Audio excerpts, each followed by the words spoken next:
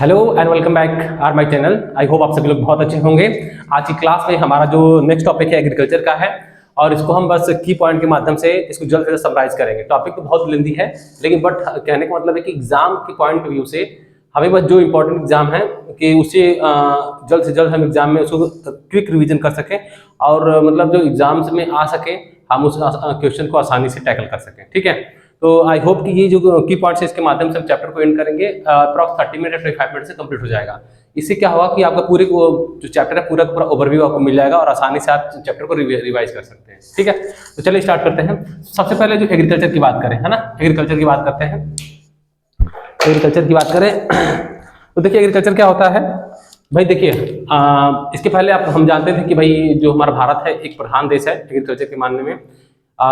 जो हम फार्मिंग करते हैं और उसके साथ साथ बहुत सारे वेरियस आप सीड्स हम सीडिंग करते हैं, ये सारी जो एक्टिविटीज होती है वो एग्रीकल्चर कहलाते हैं। ठीक है, तो आज भी भारत का जो लगभग में अगर 2011 का डेटा देखा जाए, 2011 का अगर डेटा देखा जाए 2011 का, तो मुझे लगता है 54.6% जो हमारी पॉपुलेशन थी वो एग्रीकल्चर में थी।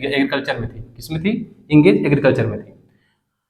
उसके साथ साथ अब अगर हम 21 और 22 का अगर डेटा देखें तो समथिंग 45.6% समथिंग है, ये डेटा है। ठीक है, करंट डेटा की बात कर रहे हैं तो इतना समथिंग एग्रीकल्चर में लोग हैं, इन्वॉल्व हैं कि एग्रीकल्चर की खेती करते हैं। ठीक है, वीडियो सही चल रहा है ना? ठीक है, तो इसमें इन्वॉल्व है, तो ये करंट डेटा है। तो कहने का मतलब है कि आज भी भारत के मैक्सिमम लोग जो हैं वो एग्रीकल्चर करते हैं। ठीक है, तो इसी टॉपिक से संबंधित क्वेश्चन आपसे पूछे जा सकते हैं। उसे स्टार्ट करने से पहले हम देख लेते हैं क्या क्या की पॉइंट्स हैं आपके। ये सारे हैं, इनकी पॉइंट्स को भी आप बस समराइज कर लेंगे तभी आप अच्छे स्कोर कर पाएंगे। ठीक है, चलिए स्टार्ट करते हैं। पहला प्रिमिटिव सब्सिस्टेंस फार्मिंग। इसका मतलब ये होता है कि आपने देखा होगा जो आज से बहुत साल पहले लोग किस प्रकार से खेती करते थे। इसका मतलब ये है कि हम जानते हैं कि आज जो मॉडर्न टेक्नोलॉजी है, जो आज मॉडर्न एग्रीकल्चर हो रहे हैं, हर एक पेस्टिसाइड्स है, केमिकल्स हैं, HYV सीड्स हैं, है ना, इनका इस्तेमाल। लेकिन पहले ऐसा नहीं होता था। आज भी भारत के ऐसे बहुत सारे जो स्टेट हैं, जो ट्राइबल पीपल्स हैं, है ना, जो जंगलों में रहते हैं, तो आज भी वो ये वाली फार्मिंग करते हैं, प्रिमिटिव सब्सिस्टेंस फार्मिंग करते हैं। इनका मतलब क्या है कि ट्रेडिशनल विधि से फार्मिंग करते हैं। और इसी में एक आता है झूमिंग या slash and burn, slash and burn farming, है ना, या झूमिंग है ना, या शिफ्टिंग कल्टीवेशन, ये तीन नामों से जानते हैं। स्लैश एंड बर्न फार्मिंग, झूमिंग कृषि एंड शिफ्टिंग कल्टीवेशन। ये सबके नाम थोड़े अलग अलग हैं। जैसे मान लीजिए अगर इनकी बात करेंगे झूमिंग या शिफ्टिंग कल्टीवेशन की, तो हर एक, जैसे अब मान लीजिए अगर मैक्सिको है ना, मैक्सिको है, ठीक, तो वहां पे हम मिल्पा कहते हैं। क्या कहते हैं? मिल्पा नाम से जानते हैं। जो सेंट्रल अमेरिका वाला पार्ट है वहां पे।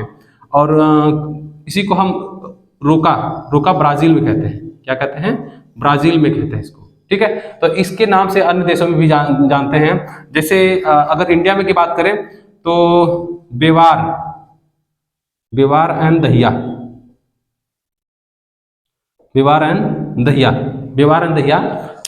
इसी झूमिंग कल्टीवेशन या शिफ्टिंग कल्टीवेशन या स्लैश एंड बर्न कल्टीवेशन जो है ये स्टेट में बोला जाता है। ये कहाँ बोला जाता है? ये एमपी में बोला जाता है। इसी तरह अन्य स्टेट में अलग अलग नाम से जाना जाता है। किसी स्टेट में झूमिंग कृषि, किसी में शिफ्टिंग कल्टीवेशन, किसी में स्लैश एंड बर्न। ठीक है, तो ये दो तीन चीजें आप एक बार देख लीजिएगा लिस्ट में। लेकिन जो मिल्पा पूछ सकता है अगर, तो वो कहाँ है? मैक्सिको में कहा जाता है। और सेंट्रल अमेरिका कुछ पार्ट है वहां पे कहा जाता है। रोका आपको ब्राजील में कहा जाता है। ठीक है, ब्राजील में कहा जाता है। उसी तरह इंडिया में अगर इसके नाम की बात करें तो इंडिया में इसको दहिया या बेवार भी कहते हैं, जो एमपी में कहा जाता है। तो इसी तरह अन्य स्टेट में क्या है, इसके अलग अलग नाम से जानते हैं। इसी को हम क्या कहते हैं? झूमिंग कृषि। ठीक है, स्लैश एंड बर्न फार्मिंग हमने कहा कि ऐसी पद्धति होती है जो कोई फॉरेस्ट हो गया, उसको क्या करते हैं? फॉरेस्ट को कट करते हैं, वहां पे खेती करते हैं। जितनी फर्टिलिटी होती है ना, जितनी फर्टिलिटी होती है जब तक वहां पे कृषि किया जाता है। जब वो भूमि अनफर्टिलिटी की हो जाती है, जब उपजाऊ नहीं रहती, वहां पे वो क्या करते हैं? उसको शिफ्ट करके दूसरी जगह चले जाते हैं और फिर उसको स्लैश एंड बर्न कर देते हैं, मतलब जला दिया जाता है। तो इसी को हम क्या कहते हैं? स्लैश एंड बर्न फार्मिंग ही कहते हैं। ठीक है, इसका मतलब है कि इनके पास बहुत ज्यादा मॉडर्न टेक्नोलॉजी के संसाधन नहीं होते हैं। ये क्या बम्बू के माध्यम से, हमने कल इसकी क्लास पहले बताया ही था कि बम्बू के माध्यम से कहीं हिल से पानी लेके आते हैं, खेतों में सींचते हैं, है ना। और ज्यादातर जो भी फार्मिंग होती है ना, ये बहुत स्मॉल लेवल पे होती है। क्या होती है? स्मॉल लेवल पे या स्मॉल एरिया में होती है, या स्मॉल एरिया में किया जाता है, ठीक है। और इसमें इसमें क्या है कि जैसे जितने भी लोग हैं, है ना, आज भी ये कई पद्धति मौजूद है हमारे यहाँ। आज भी 5,000 पहले भी जो लोग खेती करते थे, आज भी इस तरह से ऐसे बहुत सारे आपको जगह मिल जाएंगे जो टोटली ये लोग कहाँ पे किस पे डिपेंडेंट है? मानसून पे, मानसून पे डिपेंडेंट है, ठीक है, मानसून पे डिपेंडेंट है, मतलब वेदर, ठीक है। कि मतलब ऐसे ये जो कृषि होती है ज्यादातर क्या है, अगर बारिश होगी तो इनकी खेती होगी, अगर बारिश नहीं है तो पूरा पूरा डिपेंडेंट होते हैं मौसम पे। ओके, तो इस प्रकार की सब्सिडेंस फार्मिंग को कहते हैं प्रिमिटिव सब्सिडेंस फार्मिंग, ठीक है। जो एक स्मॉल लेवल पे और एक छोटे लेवल पे किया जाता है, और इसमें उनके घर के लोग, कई सारे लोग इसमें एक अगर मान लीजिए कोई खेती करनी, छोटा सा स्मॉल एरिया है, एक की जरूरत है, लेकिन वहाँ पे पूरी की पूरी फैमिली शामिल हो जाती है करने के लिए। तो कहीं ना कहीं ये डिस्गाइज्ड एम्प्लॉयमेंट भी कहते हैं इसको। क्या कहते हैं? जहाँ पर एक लोग की जरूरत है और वहाँ पे 5 या 6 लोग घर के ही काम करते हो, तो वो भी क्या है, एक डिस्गाइज एम्प्लॉयमेंट कहलाती है, ठीक है। और इससे ज़्यादा इनको मुनाफा भी नहीं हो पाता। तो ये जो खेती होती है अधिकतर ऐसे एरिया में होती है जहाँ पर इरिगेशन की फैसिलिटी नहीं होती, है ना, और क्या नाम है कि खेतों को अच्छी तरह हम जुताई नहीं कर सकते, है ना, मॉडर्न टेक्नोलॉजी नहीं होती है। तो ये पुराने जमाने की जो पद्धति अपनाई जाती है उसे हम क्या कहते हैं? प्रिमिटिव सब्सिडेंस फार्मिंग, जो स्मॉल एरिया में होती है, स्मॉल पार्ट में की जाती है, एक ही खेत में कई लोग कार्य करते हैं।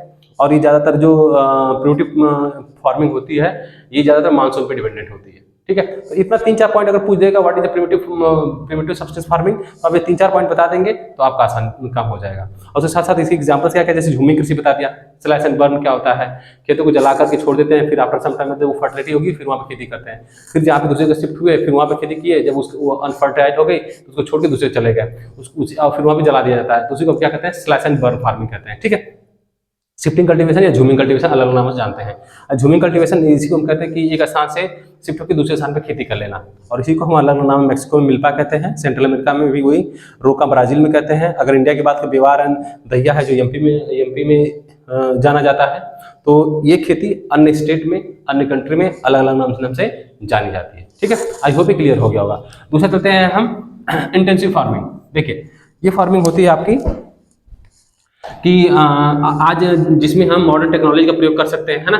हम जैसे सरकार भी आपको क्या नाम है, HYV सीड प्रोवाइड करती हैं, ठीक है, HYV सीड, है ना, ठीक है, हाई यील्डिंग वैरायटी, ठीक है, हाई यील्डिंग वैरायटी, इस पर हाई यील्डिंग, सॉरी, ठीक है, हाई यील्डिंग वैरायटी। इसका मतलब क्या है कि ये जब इस प्रकार की जो फार्मिंग होती है वो एक मॉडर्न टेक्नोलॉजी पे होती है। मतलब यहाँ पे एक स्मॉल एरिया भले ही हो, हम लेकिन HY सीड का प्रयोग करते हैं। जैसे मान लीजिए अगर हम जैसे मान लीजिए अगर हम पहले वाले की बात करें कि अगर मान लीजिए ये लोग अगर किसी भी खेत में अगर 1 kg अगर वीट उगाते थे, सपोज 1 kg वीट उगाते थे, लेकिन अगर हम, और इतना बड़ा एरिया था, अगर हम इस एरिया इतने छोटे एरिया में बात करेंगे, अगर हम HYV सीड का यूज करें तो ये इतने ही एरिया में 5 kg हम प्रोडक्शन कर सकते हैं, ठीक है। तो इसका मतलब क्या है कि हाई यील्डिंग वैरायटी का मतलब है कि हमने जिस प्रकार टेक्नोलॉजी बढ़ती गई, है ना, जिस प्रकार टेक्नोलॉजी बढ़ती गई उस प्रकार से हम खेती करते चले गए, और उस प्रकार से हमारा जो लेंथ है, जो एरिया है, वो क्या हो गया, छोटा होता चला गया। अब भाई इनके भी मान लीजिए कोई एरिया है, ऐसे समझिए ये कोई एरिया है कि अब इस एरिया में एक लड़का रहता था, अब इनके 4 लड़के हो जाएंगे तो ये डिस्ट्रीब्यूट हो जाएगा, फिर अब इनके 4 लड़कों के अलग लड़के होंगे, इस तरह से अलग अलग। तो जो एग्रीकल्चर का जो एरिया वो क्या होगा, छोटा होता चला गया। तो कहीं ना कहीं जब छोटा हो जाएगा तो पॉपुलेशन क्या कर रही है, इंक्रीज कर रही है, पॉपुलेशन क्या कर रही है, इंक्रीज कर रही है। तो उसके लिए अधिक से अधिक हमें क्या चाहिए, अनाज चाहिए, ग्रेन चाहिए। तो हम क्या किए, HYV सीड का हमने इन्वेंशन किया, है ना। जब इसका इन्वेंशन हुआ तो कहीं ना कहीं प्रोडक्शन हमारा एक स्मॉल पार्ट में ही क्या होगा, बहुत ज्यादा प्रोडक्शन हो गया, ठीक है। अब मॉडर्न टेक्नोलॉजी फार्मिंग हो गई हमारे पास, है ना, पेस्टिसाइड्स हो गए, केमिकल्स हो गए, है ना, और इस प्रकार से सरकार भी इनको MSP देने लगी, है ना, इनको खाद मिलने लगा, इरिगेशन फैसिलिटीज बहुत अच्छी हो गई, है ना, इरिगेशन फैसिलिटी अच्छी हो गई। तो इस प्रकार की फार्मिंग को कहते हैं इंटेंसिव सब्सटेंस फार्मिंग, जहाँ पे हम अच्छे सीड्स का इस्तेमाल करते हैं, इरिगेशन फैसिलिटीज जहाँ पे हो जाती हैं, जो स्मॉल एरिया में ही हाई प्रोडक्शन हम कर लेते हैं, उसे क्या बोलते हैं, इंटेंसिव सब्सटेंस फार्मिंग कहते हैं, जो आज के प्रेजेंट टाइम में हम लोग करते हैं। ठीक है, जहाँ पे देखते हैं कि आपको आसानी से फर्टिलाइजर्स मिल जाते हैं, इरिगेशन फैसिलिटी अच्छी हो जाती है ना, हमें सीड्स अच्छे मिल जाते हैं, पेस्टिसाइड्स मिल जाते हैं, केमिकल्स अच्छी तरह से मिल जाते हैं। तो ये सारी चीज़ जहाँ पे मिल जाएगी और खेती कम स्पेस में ही हम प्रोडक्शन ज़्यादा कर पा रहे हैं, उसी को हम क्या कहते हैं, इंटेंसिव सब्सटेंस फार्मिंग। और इस प्रकार की फार्मिंग आपको देखने को मिलता है कि हरियाणा है, महाराष्ट्र है, यूपी का वेस्टर्न पार्ट है, हमारा इंडिया है ना, इंडिया का some part of coastal region है। तो इस प्रकार की फार्मिंग जो स्तर पे धीरे धीरे हमारे इंडिया में क्या हो रही है, ग्रोथ हो रही है। क्यों? क्योंकि अब हमारे पास फैसिलिटीज बहुत अच्छी आ रही हैं। ठीक है, टेक्नोलॉजी का प्रयोग हम कर रहे हैं, खेतों को आसानी से जोत पा रहे हैं। आप देख रहे हैं खेतों को जोतने के लिए वेरियस टाइप ऑफ मशीनें आ रही हैं, उनको काटने की मशीनें आ गई हैं, है ना, कुछ भी नहीं करना पड़ रहा है। ठीक है, तो ये टेक्नोलॉजी के माध्यम से हम कम स्पेस में प्रोडक्शन ज्यादा कर पाते हैं, उसी को क्या बोलते हैं, इंटेंसिव सब्सटेंस फार्मिंग कहते हैं। Okay, and next is commercial farming. देखिए कमर्शियल फार्मिंग क्या होता है, इसको हम ये कह सकते हैं कैश क्रॉप, क्या बोल सकते हैं, कैश क्रॉप। ठीक है, इसको हम कैश क्रॉप भी बोल सकते हैं। इसका मतलब क्या है, देखिए कैश क्रॉप का मतलब ये है कि जहाँ पर हम प्लांटेशन के माध्यम से, प्लांटेशन का मतलब हम शुगर केन हो गया, कॉफी हो गया, टी हो गया, बनाना हो गया, ये सब जो बड़े लेवल पे हम करते हैं, मतलब वीट हो गया, आपके ग्रेन हो गया, और राइस हो गया, पैडी हो गया, इस प्रकार जो बड़े स्तर पर हम खेती करते हैं ना, और जहाँ से हमारा मकसद भी हो पैसे कमाना, क्या करना हो, पैसे कमाना, इसीलिए इसको हम क्या बोलते हैं, कैश क्रॉप। जैसे शुगर केन अगर हमने बहुत ही लार्ज अमाउंट में हमने प्रोडक्शन किया, सीडिंग किया है ना, सीडिंग कर दिया, तो वीडियो सही है,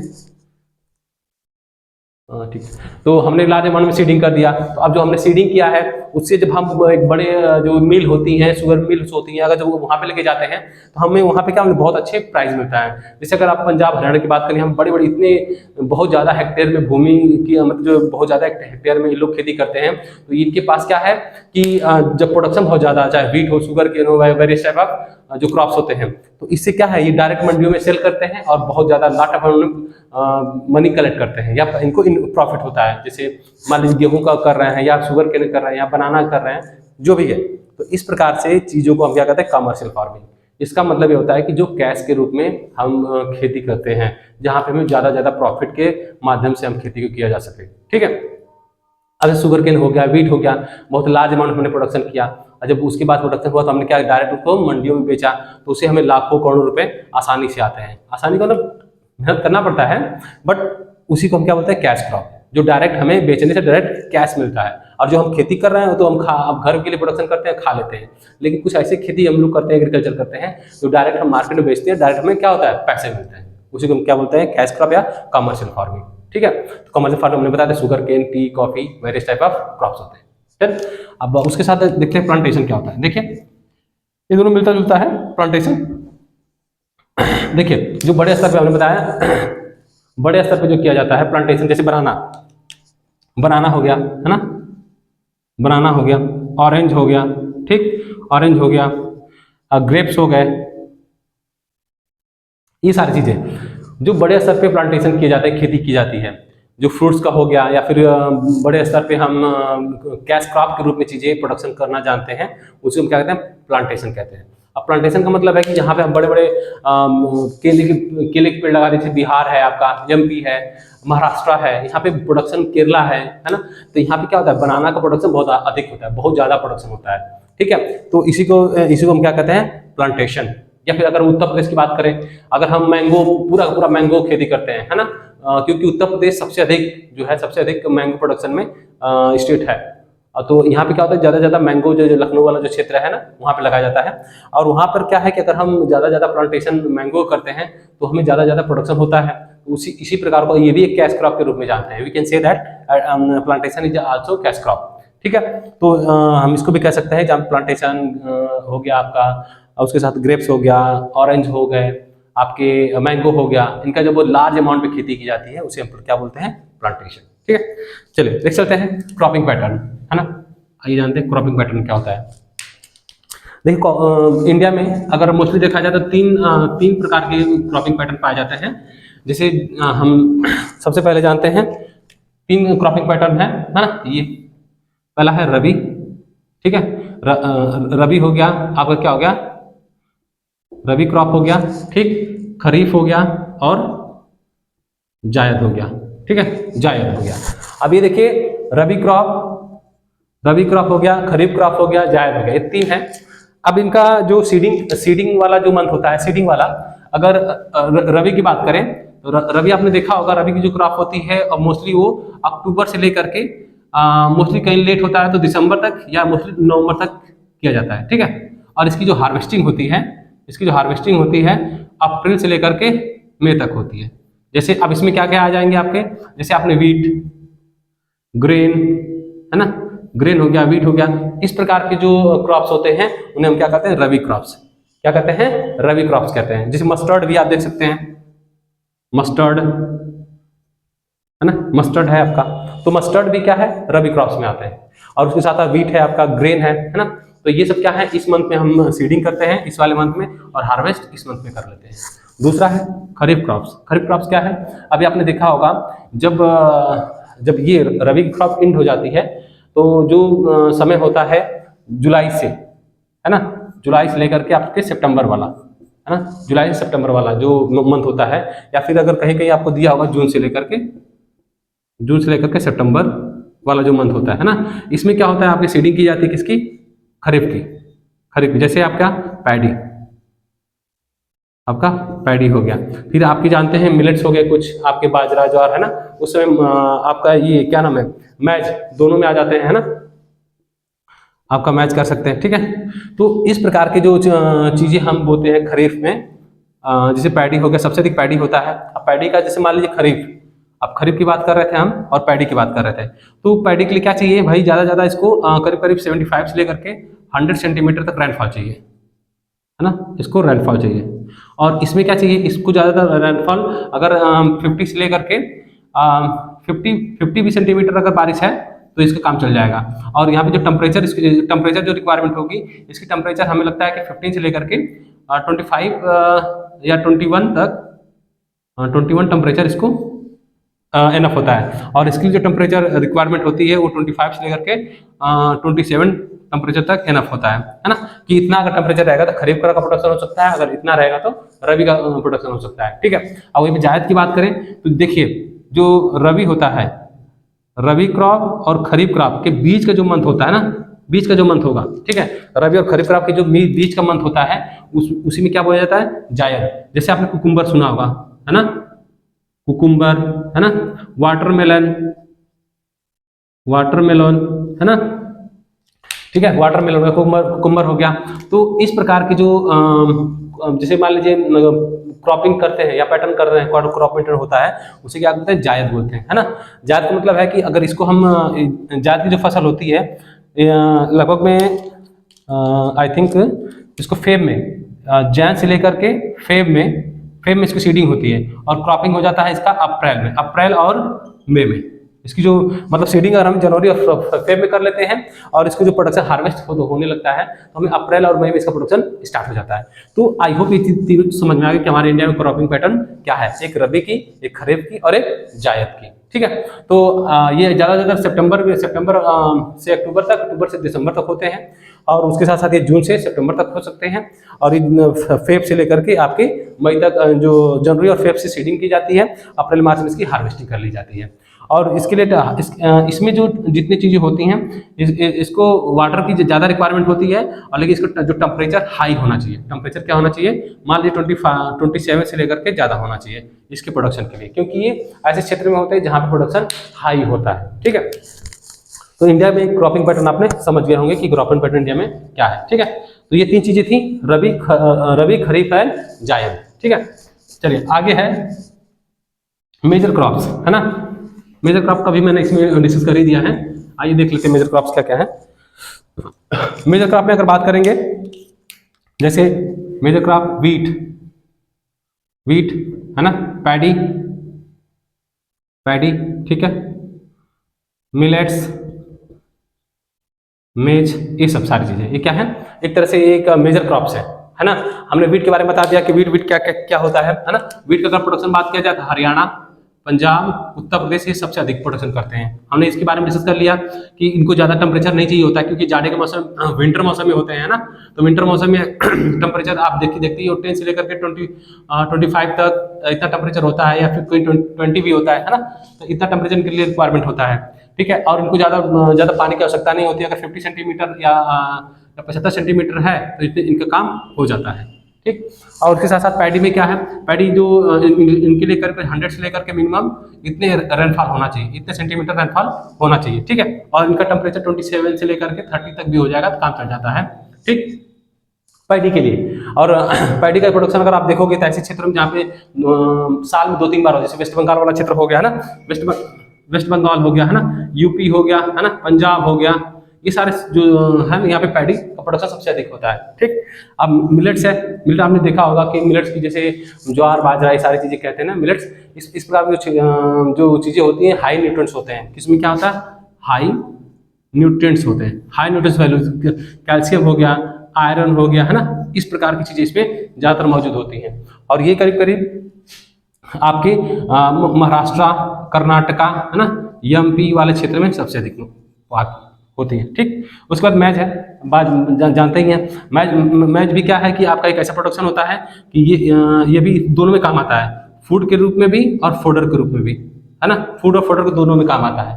ठीक, और इसका भी प्रोडक्शन आप जैसे मान लीजिए आपका इसका प्रोडक्शन आपका पंजाब हो गया, ठीक है, पंजाब है, हरियाणा है और कर्नाटका है, ठीक, एमपी है, ठीक है, उत्तर प्रदेश है। तो इस प्रकार के जो कुछ स्टेट हैं जो इसका प्रोडक्शन करते हैं। और उसके साथ साथ फूड और फोडर का मतलब क्या है, फूड के रूप में भी काम आते हैं, और उनकी जो ऊपर का जो क्या बोलते हैं सीड्स होते हैं, उनको हम निकाल करके जो चारा होता है इनका कटिंग करके हम बस एनिमल्स के लिए ग्रेजिंग के रूप में मतलब दे देते हैं खाने के लिए। ठीक है, तो इसीलिए इनको फूड और फोडर दोनों में काम आता है हमारा। ठीक है, जो मेज होते हैं। तो ये आगे क्या आपके मेजर क्रॉप्स आ गए। आगे food crops other than grain. ठीक है, ये देख लीजिए आप, food crops and other than grain, यही है सेम समथिंग। देखिए ये भी हमने देख लिया, ये भी हो गया, मेजर क्रॉप्स हो गए, ये भी उसी के पार्ट थे, है ना, ये जान लेते हैं। आगे हॉर्टिकल्चर, नॉन फूड और सेरिकल्चर। ठीक है, तो अब देखिए जो हमने बताया कि आपका अदर देन फूड ग्रेन्स नहीं होते। जैसे मान लीजिए कुछ ऐसे फूड है, जैसे मान लीजिए टी है, कॉफी, ठीक है, कॉफी हो गया आपका, टी कॉफी आपका हो गया, एंड हाँ टी कॉफी आगे देख लेते हैं इन दोनों में। देखिए टी क्या है, अगर सबसे अधिक बात करें करीब करीब इसको ज्यादातर मतलब क्या नाम है, जाड़े में या फिर ऐसे क्षेत्र में होता है जहाँ पे टेम्परेचर एक ट्रॉपिक वाले रीजन्स होते हैं, है ना, वहाँ पे पाया जाता है। जैसे ज्यादातर यहाँ पे ठंडी ना पड़ती हो, है ना, बहुत ज्यादा गर्मी ना पड़ती हो, बहुत हाईली टेम्परेचर ना होता हो, तो इस प्रकार ऐसे एरिया में टी का प्रोडक्शन किया जाता है। जैसे मान लीजिए सबसे अधिक अगर टी का प्रोडक्शन हम देखेंगे तो असम में होता है। कहाँ पे, असम में, मतलब बहुत ज्यादा गर्मी ना पड़े ना बहुत ज्यादा ठंडी पड़े। ठीक है, तो असम हो गया आपका, दार्जिलिंग वाला क्षेत्र हो गया, है ना, दार्जिलिंग हो गया, ठीक, दार्जिलिंग हो गया आपका, केरल हो गया, है ना, यहाँ पे टी का प्रोडक्शन सबसे अधिक होता है। ठीक है, उसके बाद कॉफी की बात करें, देखिए कॉफी क्या है, कॉफी के लिए होने के लिए इसको हाई टेम्परेचर की जरूरत होती है। जैसे कर्नाटका है ना, सबसे हाई प्रोडक्शन होता है किसका, जैसे आपने रोबस्टा का नाम सुना होगा, है ना, रोबस्टा, और एक रोबस्टा का नाम सुना होगा।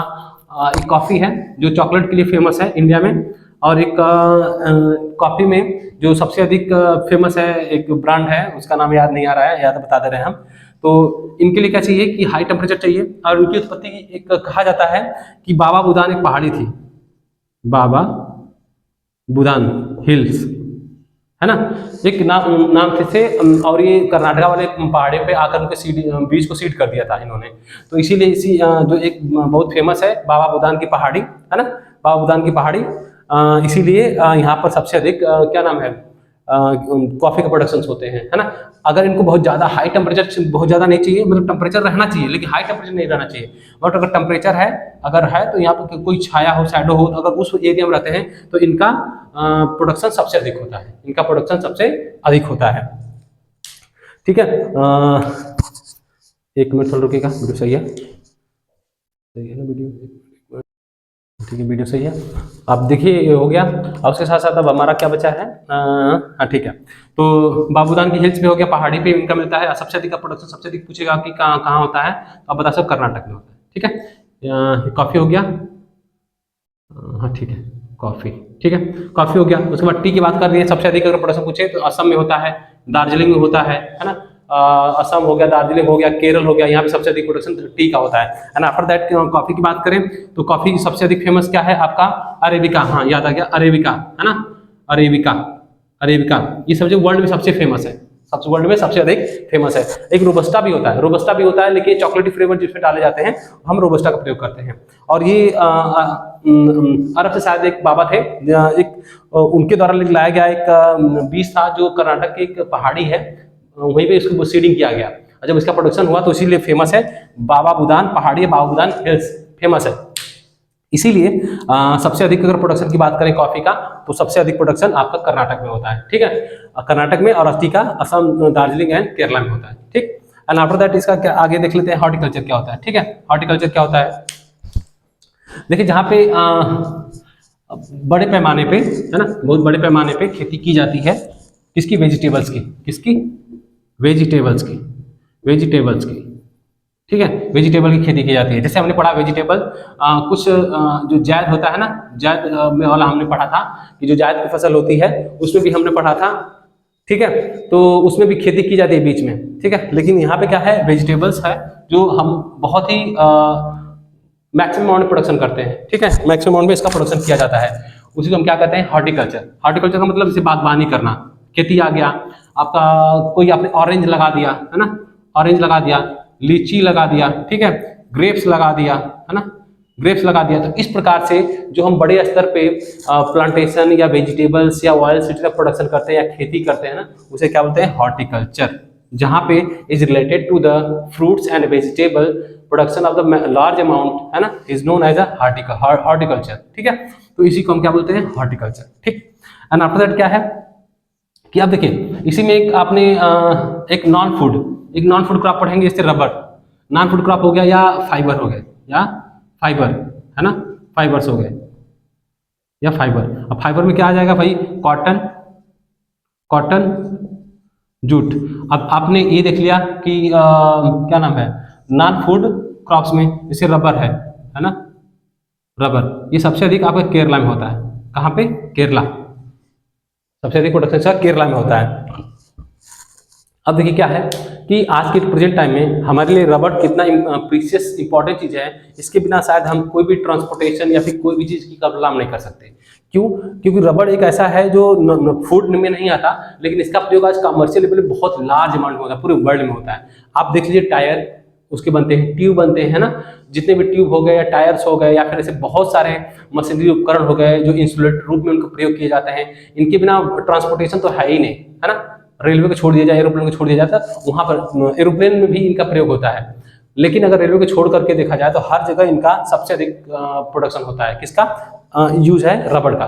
तो रबर का सबसे अधिक प्रोडक्शन कहाँ होता है, केरल में। ठीक है, और ये नॉन फूड क्रॉप्स में आते हैं। अगर वही हम फाइबर की बात करें, है ना, फाइबर की बात करते हैं, तो फाइबर सबसे अधिक अगर देखा जाए, कॉटन, हमारे इंडिया में सबसे कॉटन का प्रोडक्शन अच्छा होता है। और सबसे अधिक का जो फेमस है जो गल्फ कुछ कंट्री है, मिस्र उसमें या अरब कंट्री में, वहाँ पे कॉटन बहुत अच्छा होता है। ठीक है, तो लेकिन हमारे इंडिया में भी है, कॉटन का प्रोडक्शन बहुत अच्छा होता है। और फिर साथ साथ जो जूट की खेती है, जो आपने देखा होगा जूट की खेती, और इसके लिए कॉटन के लिए करीब करीब एक अच्छा टेम्परेचर रिक्वायरमेंट होती है ना, टेम्परेचर की रिक्वायरमेंट होती है करीब करीब 25 सेंटीग्रेड से एबव होना चाहिए, है ना। और करीब करीब 210 डेज, 210 डेज या 210 डेज फ्री फ्रॉस्ट होना चाहिए, फ्री फ्रॉस्ट होना चाहिए। मतलब यहाँ पे इनको कोहरा ना लगे या फिर यहाँ पे फॉग ना हो यहाँ पे, तब इनका प्रोडक्शन बहुत अच्छा होता है। ठीक है, अब उसके साथ साथ अगर जूट की बात करें तो जूट एक ऐसा फाइबर है जो हमारे बैग बनाने में, है ना, फिर चटाइयाँ बनाने में या फिर ऐसी बहुत सारी चीज़ें बनाने में प्रयोग किया जाता है। और इसका प्रोडक्शन अगर आप देखा जाए तो आप देख सकते हो, जो पाकिस्तान वाला क्षेत्र है ना, पाकिस्तान से सटे हुए जो हमारे जो क्या नाम है, नेबरिंग कंट्री है, वहाँ पे होते हैं। अगर इंडिया की बात करें तो आपका वेस्ट बंगाल है ना, वेस्ट बंगाल, गुजरात वाला पार्ट है ना, यहाँ पे हम देखते हैं कि जूट की खेती सबसे अधिक हो सकती है। जो सुंदरवन डेल्टाई क्षेत्र है वहाँ पे जूट की खेती अधिक होती है। अगर यहीं पे हम बात करें कि जो प्रोडक्शन है कॉटन का, इनमें 210 फ्री फ्रोस्ट होना चाहिए। फ्री फ्रोस्ट अगर कहीं लिखा रहा है इसका मतलब यह है कि यहाँ पे इसकी ठंडी की जरूरत नहीं होती, यहाँ पे सबसे अधिक ठंड से इनको बचाना होता है। अगर ये फ्री फ्रोस्ट रहेंगे तो इनका प्रोडक्शन कॉटन का बहुत अच्छा होता है। ठीक है, अब लास्ट है आपका क्या है, सेरिकल्चर। देखिए सेरिकल्चर क्या होता है, कॉटन से रिलेटेड है। जहाँ पे कॉटन की बात की जाए है ना, रिलेटेड टू कॉटन, जहाँ पे सिल्क वर्म जो सिल्क होते हैं ना, उसी को हम क्या कहते हैं, सेरिकल्चर। ऐसी चीजें जो कॉटन या सिल्क से रिलेटेड होती हैं है ना, सिल्क हम ये कह सकते हैं कि जहाँ पे सिल्क का प्रोडक्शन किया जाता है इज नोन एज सेरिकल्चर। तो ये भी याद रख लीजिएगा, ये भी हो गया आपका सिल्क। ठीक है, सिल्क वर्म जो होते हैं, production of silk, production of silk.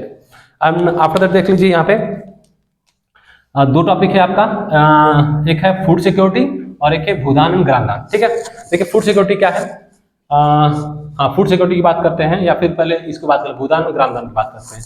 इसको मिटा दें, आपको देखने दिक्कत हो रही होगी।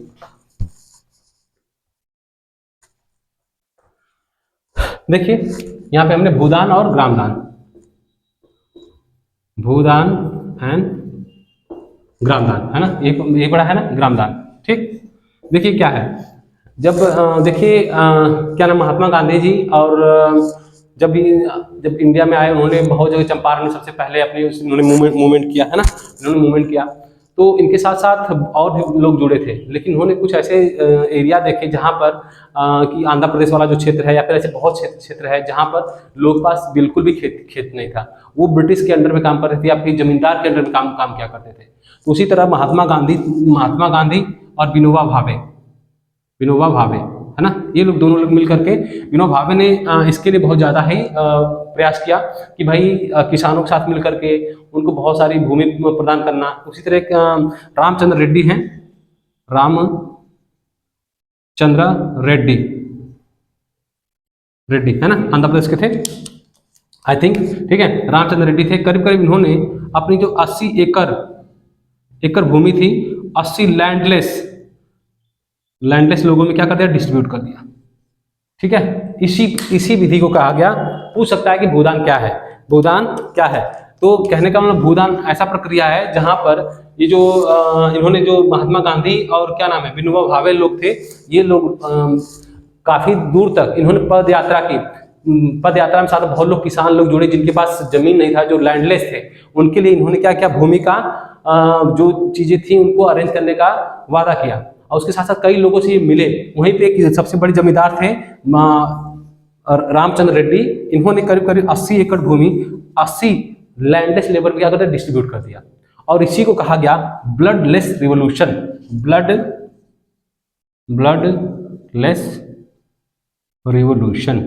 ब्लडलेस रिवोल्यूशन बोला गया।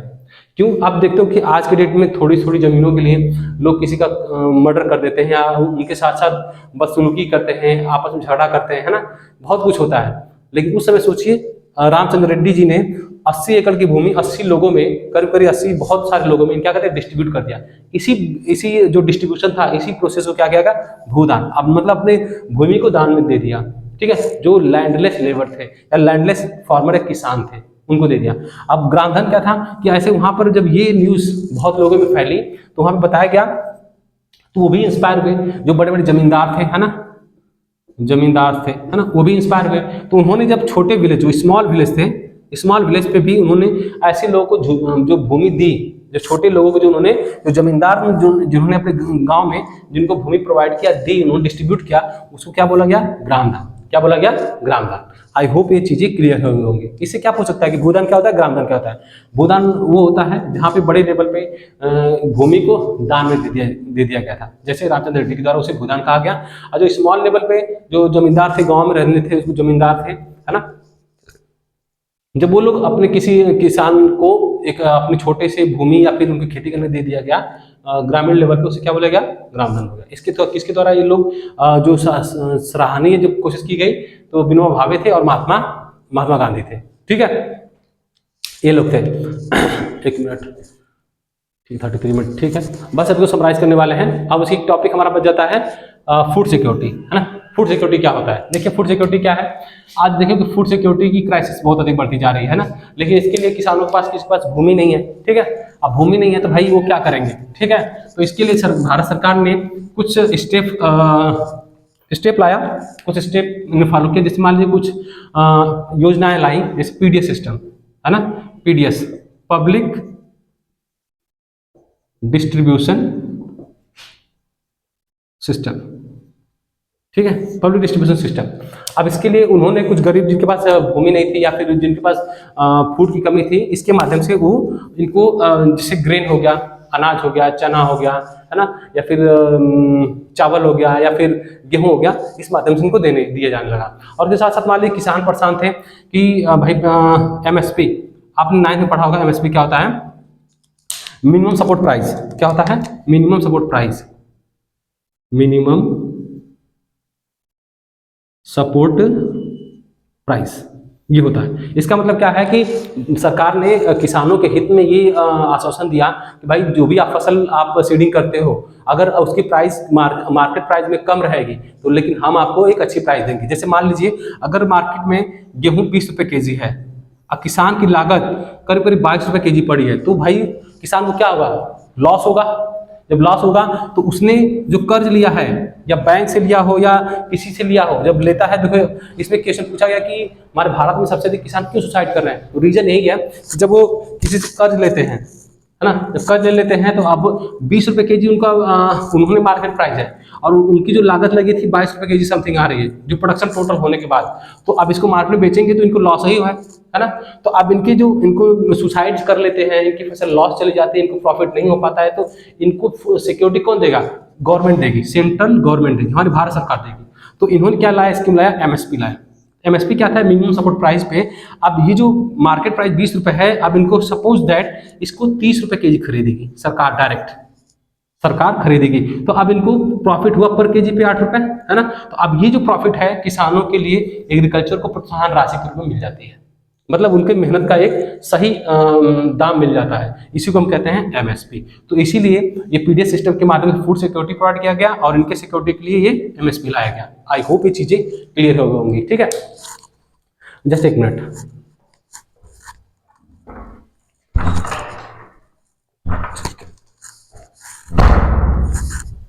ठीक है। तो ये सिस्टम लाया गया, आई होप ये सारी चीजें क्लियर हो होंगी, बस हम इसको समराइज करते रहे हैं। देखिए प्रिमिटिव सब्सिडी फार्मिंग जो ओल्ड जमाने में होती थी, पहले के समय में होती थी, जो वहाँ पे एग्रीकल्चर फैसिलिटीज अच्छी मॉडर्न टेक्नोलॉजी नहीं थी, और आज भी चीजें होती हैं जो सबसे अधिक मानसून डिपेंडेंट होती हैं, उसे प्रिमिटिव सब्सिडी फार्मिंग कहते हैं। इंटेंसिव फार्मिंग जहाँ टेक्नोलॉजी HY सीड का प्रयोग करके हम आसानी से बहुत अच्छी फसलें उगा सकते हैं कम स्पेस में भी, उसको इंटेंसिव फार्मिंग। कमर्शियल फार्मिंग जो कैश क्रॉप के रूप में होती है। प्लांटेशन क्या होता है, प्लांटेशन जो हम लार्ज अमाउंट में प्लांट का ग्रोथ करते हैं और उससे भी हम पैसे कमाते हैं, उसे हम प्लांटेशन कहेंगे। क्रॉपिंग पैटर्न क्या होता है, हमने बात किया क्रॉपिंग पैटर्न की बात किया, रबी था, है ना, खरीफ था, है ना, और जैद था, ठीक है, ये 3 था। रबी क्रॉप जो ग्रेन होते हैं, आपका व्हीट है, मस्टर्ड है, ग्रेन है। खरीफ में है पैडी है आपका ना, मिलेट्स कुछ आ जाएंगे। जैद में आपका कुकुम्बर है, वाटरमेलन है ना, ये सारी चीजें आ जाएंगी। तो अलग अलग पैटर्न इनका है, ये देखा हमने। Food crops of the grains, है ना, अदर देन ग्रेन हमने बात किया, जैसे टी है, कॉफी है ना, ये सारी चीजें आ गई आपके। टी कॉफी पल्सेस हो गई, है ना, पल्स आ गए आपके, पल्सेस हो गई, है ना। अच्छा मेजर क्रॉप में, हाँ सॉरी, मेजर क्रॉप में क्या है कि आपने देखा कि हमने मेजर क्रॉप की बात कर लिया, व्हीट है, पल्स है, मेज है, मिलेट्स है, ये सारी चीजें आ गई। Food grain and other than हमने पर टी हो गया, कॉफी हो गया, है ना, इस प्रकार की चीजों को हम अदर देन फूड ग्रेन कहेंगे। हॉर्टिकल्चर क्या होगा, जो बड़े पैमाने पर वेजिटेबल्स का हो गया, या क्या नाम है, फ्रूट्स का एग्रीकल्चर करते हैं, उसे हम क्या बोलते हैं, horticulture. Related to the vegetables, large amount of the vegetables, large amount of the fruits is known as a horticulture, okay। and then non food agriculture में जैसे रबड़ हो गया, है ना, रबड़ हो गया आपका, कॉटन हो गया, ये सब नॉन फूड है। रबड़ हमने बता दिया कि आज ये बहुत ही इंपॉर्टेंट थिंग्स बन चुका है। विदाउट रबड़ के लिए हम अपनी टेक्नोलॉजी के बारे में सोच भी नहीं सकते, ट्रांसपोर्टेशन के बारे में बिल्कुल भी नहीं सोच सकते। क्यों, विदाउट रबड़ के हम ट्रांसपोर्टेशन नहीं कर सकते। आप देख जो भी चीजें हम बनाते हैं, रबड़ हमारे लाइफ में बहुत ही इंपॉर्टेंट पार्ट अदा करता है। कॉटन देख लिया, कॉटन में कॉटन है और जूट है ना, तो कॉटन के लिए भी 210 डिग्री फ्री फ्रोस्ट होना चाहिए, टेम्परेचर अच्छा होना चाहिए, प्रोडक्शन बहुत अच्छा होता है। इसके लिए भी हम क्लॉथ बनते हैं, वो इस टाइप ऑफ मटेरियल से बनाए जाते हैं, हैंड बैग, ऐसे बहुत सारी चीजें। जूट है, जूट से हम बैग बनाते हैं, बहुत मजबूत बैग बनाए जाते हैं ना, रस्सियां बनाई जाती हैं वगैरह वगैरह, जो वेस्ट बंगाल में सबसे अधिक प्रोडक्शन किया जाता है। ठीक, सेरिकल्चर जहाँ पे सिल्क से रिलेटेड संबंधित प्रोडक्शन होता है ना, कॉटन से रिलेटेड संबंधित प्रोडक्शन से सिल्क सेरिकल्चर कहा जाता है। और फूड सिक्योरिटी हमने बता दिया कि फूड सिक्योरिटी क्या पीडीएस सिस्टम आ गया, और फूड सिक्योरिटी पीडीएस सिस्टम है। और किसानों की सिक्योरिटी की बात करें तो एमएसपी लाया गया, मिनिमम सपोर्ट प्राइस के लिए। अब भूदान हमने बता दिया, जो लार्ज अमाउंट पे रामचंद्र रेड्डी जी ने भूमि को दान में दे दिया था, उसे हम भूदान कहा गया। और ग्रामधन जो जमींदार उसे अवेयर हुए, जो इन्फॉर्मेशन से मिले, इंस्पायर हुए, उन्हें छोटे विलेज को जो भूमि दान में दी, उसको क्या बोला गया, ग्रामधन बोला गया। ठीक है, अब ब्लड इसी को, अब यहाँ पे भूमि दे दी गई, इसी को क्या बोल दिया गया, ब्लड लेस रिवोल्यूशन। तो जहाँ पे आपके, जहाँ पे ग्राम भूदान और ग्रामदान की बात कही गई, उसी को हमने क्या किया, blood less revolution. I hope ये 30 या 35 मिनट्स में ये सारे आपके लेक्चर कवर हो गए। बस आप इतना की पॉइंट्स रिवीजन कर लें जो आपके एग्जाम के लिए बहुत इंपॉर्टेंट होंगे। कल हम नेक्स्ट लेक्चर ला करके जियोग्राफी को खत्म कर देंगे। ठीक है, I hope, thanks for watching and being with me, and मिलते हैं, आज के लिए इतना ही, मिलते हैं कल। थैंक यू सो मच, जय हिंद।